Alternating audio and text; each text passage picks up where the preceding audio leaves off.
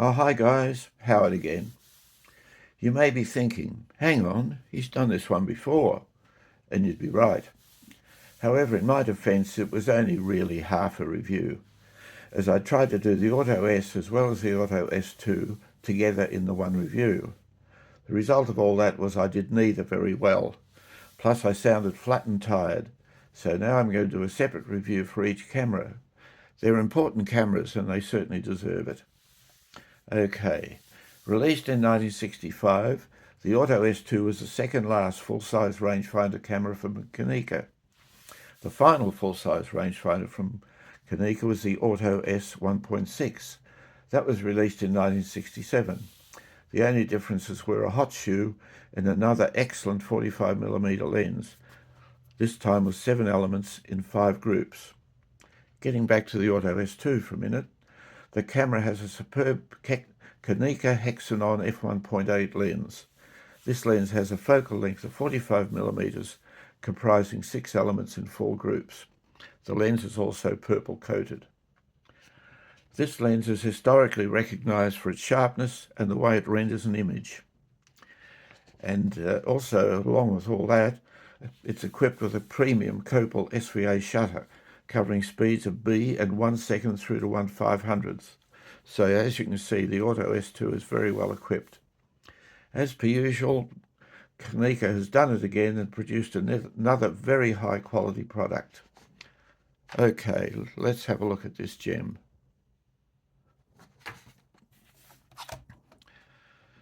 Okay, now this really is a gem, this camera.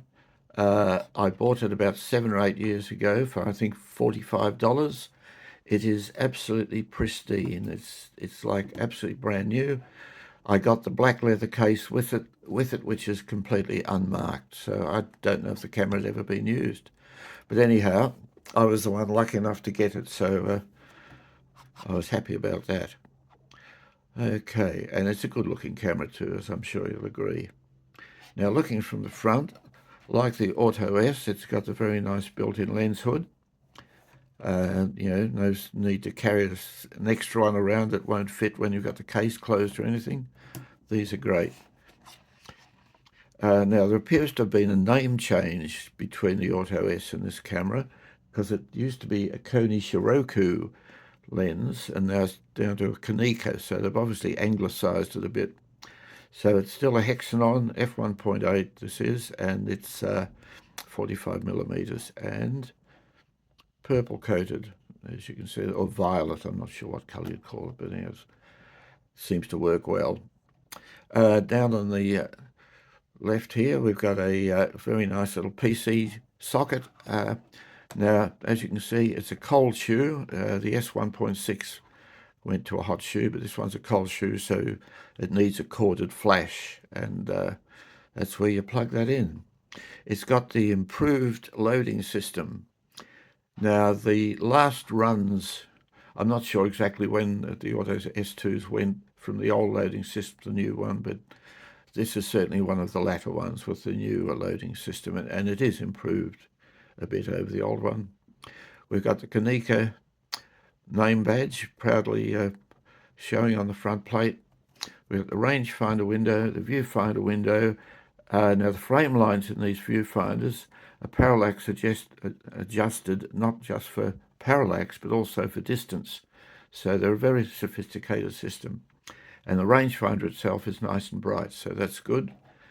We've got a couple of strap lugs for a neck strap, and also on the front we've got the focusing lever.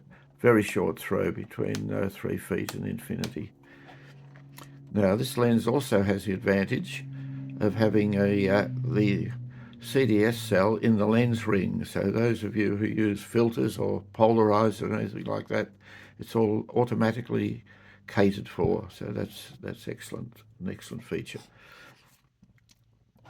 Okay, that's about it for the front. Yep, we'll twirl it around a bit.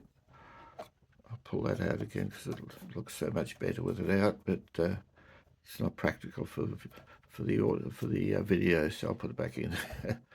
Okay, on the front here we've got the speed ring. It's lightly click stopped on the various speeds. And so it goes from B at this end, as you can see, around to 1/500th. As I say, it's lightly click stopped. We've got the self-timer here. Leave it alone, don't use it. They're pretty fragile and they can jam up the whole shutter. Around here we've got X for electronic flash and M for bulb flash. So just don't worry about it, just leave it on X. Okay, now here we've got the apertures. Now, unlike the Auto S, this one has the apertures the opposite way around. So we've got f16 up here and then all the way around to Auto there. Now, I won't leave it on Auto because there's no battery in here, so it'll just jam up and I won't be able to cock it or fire it. Now, this camera has the same weakness as the Auto S, and that's this pathetic little depth of field scale down here. Unless you've got 20/20 vision, you're not going to be able to really use it to any extent. And of course, because it's around there, the distance scale's around there as well. But at least the distance scale you can read okay. It's the orange and the silvery white are pretty good. So feet in orange, meters in silver, silvery white colour. Okay, so at least that's all readable. On the top, we've got a nice standard rewind knob, little arrow showing the way to go, and it's always clockwise. Auto S2 proudly across the top. We've got the coal shoe. We've got the meter needle in here with the f-stops along the top. We've got the shutter button threaded for a cable release. A nice cocking shutter that will, cocking lever that will stand off if you wanted to, or you can pop it back for when it goes in the case. Nice crisp shutter, and a very good frame counter here. It's much more visible than a lot, and it works very well. And of course, when you open the back, it zeroes out back to the S position for start. On the back, we've got the viewfinder window, of course, and there's a little plastic plug here that can be screwed out, and you can adjust the rangefinder if needs be, but mine was absolutely fine, so I've left it alone. Just open the back. Okay. Now, this is the new whiz-bang improved system. So as you can see, this isn't connected to anything, it simply revolves. But when you wind the lever, you can see other slots on the inside of this slot. Okay, so when you put the film on, you just drop the film in, pop it down, make sure it's settled into the slot. There's your cocking mechanism. Now pull the film across, and the trick is to poke the tongue in to an area where you've got both slots accessible, and then when you wind on a bit, the inner one will simply grip the outer one and they'll turn together. It's a little simpler. It's nothing like the good old Canon quick load system, but it's pretty good. It is better than what was there before. Okay, so once you've got the film tucked in and gripped there, make sure it's sitting flat across here. Take up a bit of tension if you need to on the rewind knob, and then shut the back. So then it's just a matter of wind it on twice. This should be rotating as you go, because if the film's properly loaded.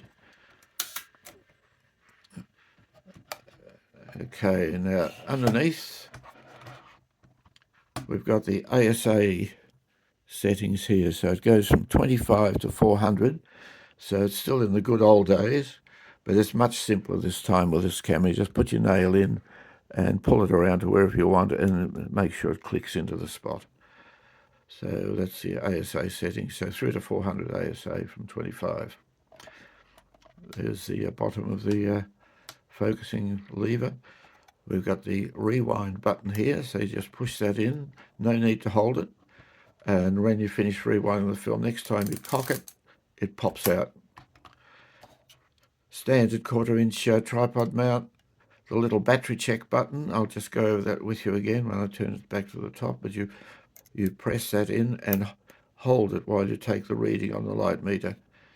Plastic battery cover and the little pass for export sticker there. That's about the only thing that's worn on here, and that's just a bit of shelfware. Okay, now getting back to that battery check button, as I say, there's a little orange tooth here. So when you press the button, the meter needle should come up close to that little orange, ideally right on it, but close to it, and you'll know your battery's okay. Lovely crisp shutter in this. It's really beautiful.